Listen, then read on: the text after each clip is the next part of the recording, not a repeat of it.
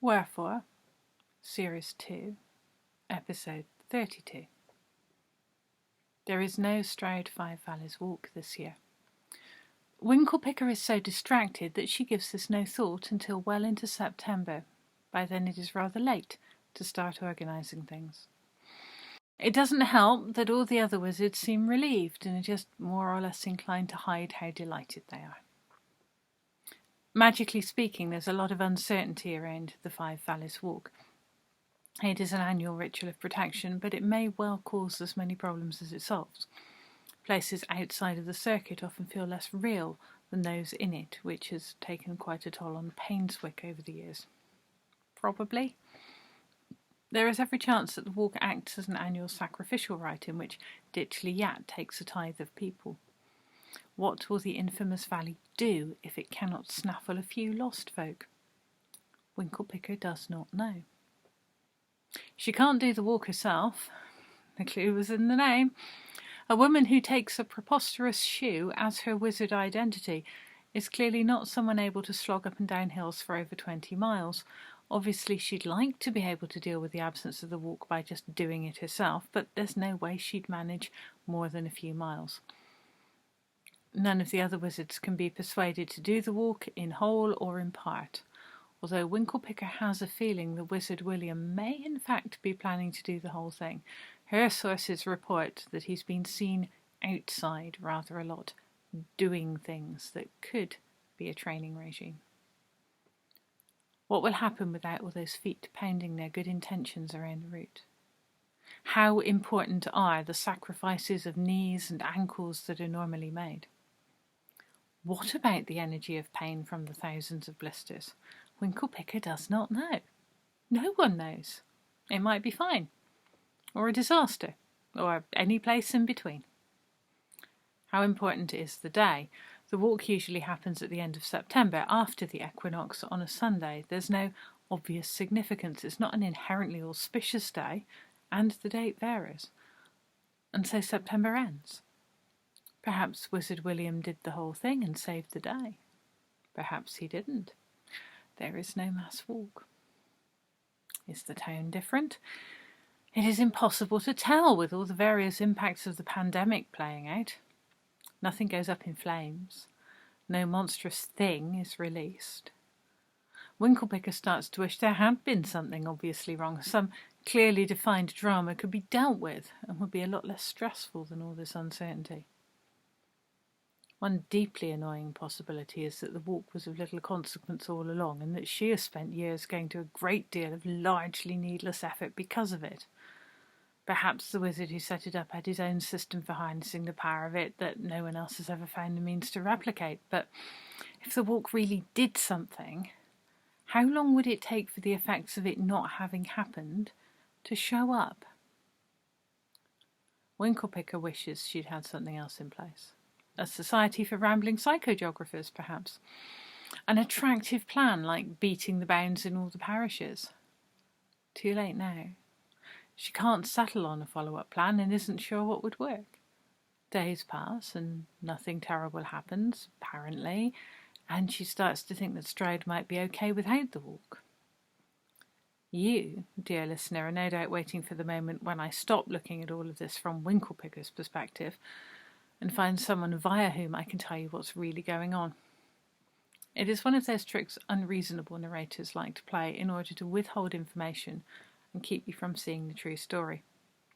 That, of course, is more of an issue when your narrator is an artificial construct delivering a plot created by an author. I'm more of a chronicler of events, a feral historian with some scope to peer into my metaphorical crystal ball and see the past.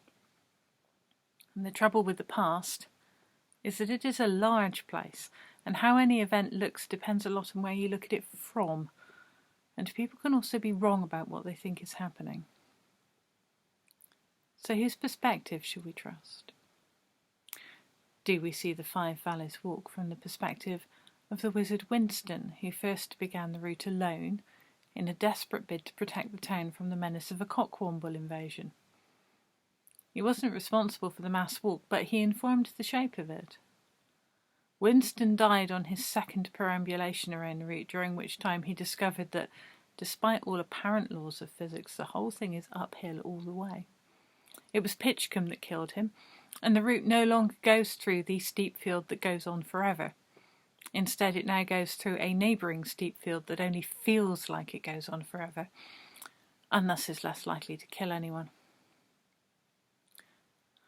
Or perhaps we could think about the power points along the route, which were first identified in the writings of Reverend Carmichael Doppelganger. The good Reverend noted these as hateful locations haunted by superstition more than by any genuine supernatural threat. The Reverend Carmichael visited each of these locations in turn, resulting in a sprained ankle, getting lost and falling in a pond, tearing his breeches in a most undignified manner, and 2 instances of being mugged. Although back then they were footpads, knaves, and vagabonds rather than muggers, but the effects appear to be much the same.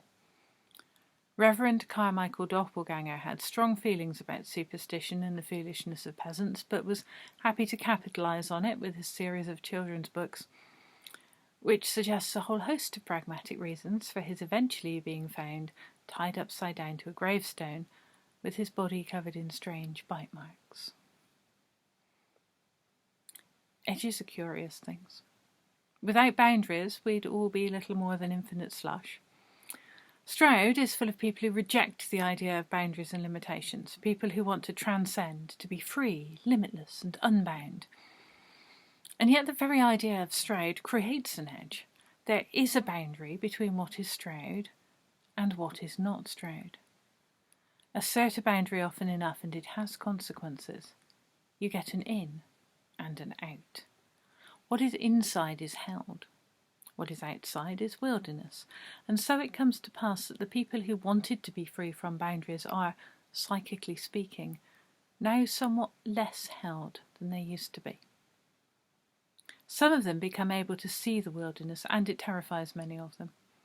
Some just go a bit more mad and start digging in with the conspiracy theories. In the absence of one boundary, they find it necessary to make up some new ones. In truth, many of them really like boundaries. You can't transcend the limits if there aren't limits, after all.